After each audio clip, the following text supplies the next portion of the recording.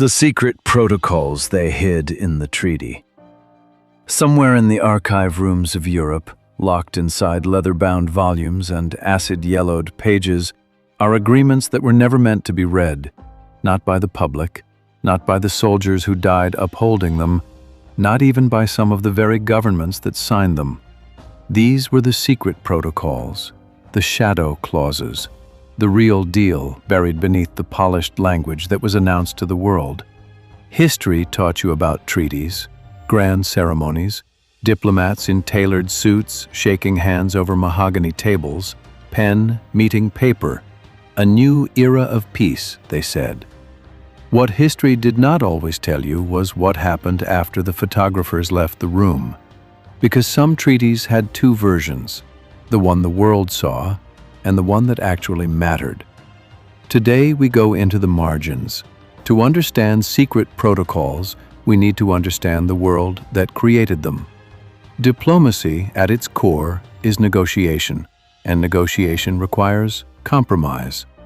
The problem is that compromise, in politics, often means one side agreeing to something they cannot publicly admit. So what do you do when you need to make a promise you cannot say out loud? You write it down, quietly, separately, away from the official text. This practice is older than most modern nations. Even in the era of medieval kings, side agreements between rulers were common. Private correspondence, verbal pledges between ambassadors, handshake deals that could never appear in the formal record. But as diplomacy became more codified in the 17th, 18th, and 19th centuries, so did its secrets. The secret protocol became a formal, if hidden, instrument of statecraft. Secret protocols typically served one of three purposes. First, to divide territory or spheres of influence that could not be publicly announced without causing a war or an uprising or an international incident. Second, to make commitments to a new ally while betraying an existing one. Promising the same piece of land to two different parties was not uncommon. Whoever won the war could claim it. Everyone else could be conveniently forgotten. Third, to protect domestic politics. Leaders who could not survive a public promise would instead make a private one. The population would never know, at least not right away. These are not theories. These are documented, proven, historically verified facts. And the evidence exists because, eventually, archives open, governments fall, whistleblowers emerge, and the margins get read. August 23, 1939. The world holds its breath. Nazi Germany and the Soviet Union, ideological enemies who had spent years denouncing each other, sign a non-aggression pact in Moscow. The world sees the photographs. German Foreign Minister Joachim von Ribbentrop standing beside Soviet Foreign Minister Vyacheslav Molotov. Stalin smiling in the background. The official text is straightforward. Germany and the Soviet Union agree not to attack each other. Both sides look calm, diplomatic, even friendly. But there is a second document, signed the same night, kept out of sight. The secret protocol divided Eastern Europe between them, like a butcher's map. Finland, Estonia, and Latvia were assigned to the Soviet sphere of influence. Lithuania initially would go to Germany. Poland would be split down the middle along the Naru, Vistula, and San rivers. Southeastern Europe was likewise carved up. These were not vague aspirations. They were operational instructions. 9 days after the pact was signed, Germany invaded Poland from the west.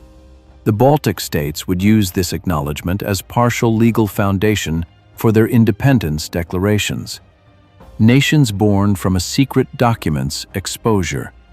Betrayal written in the margins. Paid for in decades of occupation. Move back in time. 1916. The First World War is consuming Europe, but its fires are spreading east. The Ottoman Empire, centuries old and now allied with Germany, is crumbling. Britain and France can already see what comes after, and they want to be ready. Two diplomats meet in secret. Sir Mark Sykes, a British politician and traveler, François-Georges Picot, a French diplomat. Together, they draft a plan to divide the Arab lands of the Middle East between their empires once the war is won. On the map, they draw a line, not a border born from geography, language, or culture, a straight line cutting through deserts and valleys, separating peoples who had lived together for generations.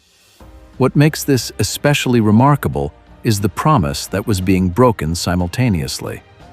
Britain had sent communications to Sharif Hussein of Mecca encouraging Arab revolt against the Ottomans. In exchange, the British implied, Arab independence would follow. The Arabs would have their lands, their sovereignty, their state. They were fighting and dying for that promise.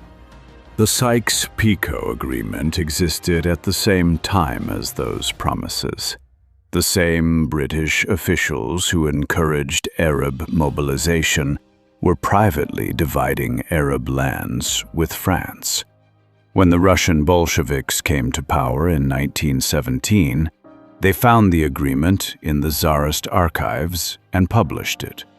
They wanted to expose the hypocrisy of the Allied powers. The Arab world read the revelations with fury. The betrayal was not abstract. It was geographic. It was literal lines on a map, drawn without asking the people who lived beneath them. The borders that emerged from Sykes-Picot and its successor agreements still define the modern Middle East. Syria, Iraq, Lebanon. The tensions, the conflicts, the questions of legitimacy, many trace roots to that secret, handwritten agreement from 1916. A secret drawn in pencil, inked permanently into history. Italy in 1915 is a nation with a choice. The war has been raging for nearly a year. Italy is nominally allied with Germany and Austria-Hungary, but has stayed neutral. Both sides want Italy. Both sides are offering. Britain, France, and Russia make their offer through the secret Treaty of London. If Italy joins the Allied side, it will receive significant territorial rewards after the war. Trentino, Trieste, parts of Dalmatia, influence in the Aegean and North Africa. Italy signs. Italy enters the war on the Allied side. Hundreds of thousands of Italians die in the campaigns that follow. Then the war ends, and the promises begin to evaporate. At the Paris Peace Conference in 1919, American President Woodrow Wilson, who had not been party to the Treaty of London, refused to honor it. His 14 points promoted self-determination, not secret territorial deals. Italy received far less than promised. The Italian public called it a mutilated victory. The anger and humiliation that followed fed directly into the political instability of the 1920s. The rise of Mussolini, the collapse of Italian democracy. Historians have traced a direct line from the broken promises of 1919 to the fascist takeover of 1922. A secret treaty, a broken promise, a country radicalized by its own betrayal. You might be thinking, this is history. These are old agreements from dead empires and vanished governments. Why does it matter now? Because the consequences are not old.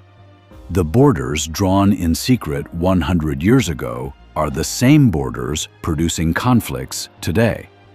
The grievances that emerged from broken promises in 1919 contributed to ideological movements that reshaped the entire 20th century.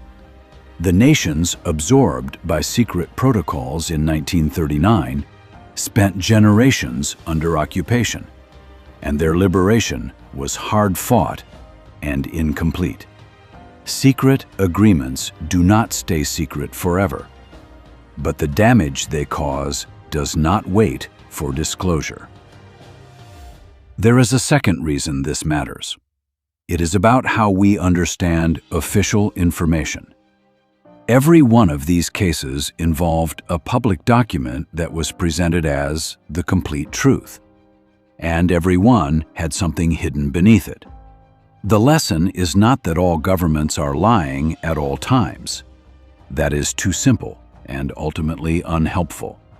The lesson is that official texts have context, that diplomacy has layers, that what is announced and what is agreed are not always the same thing, and that citizens, historians, and future generations deserve access to the full record.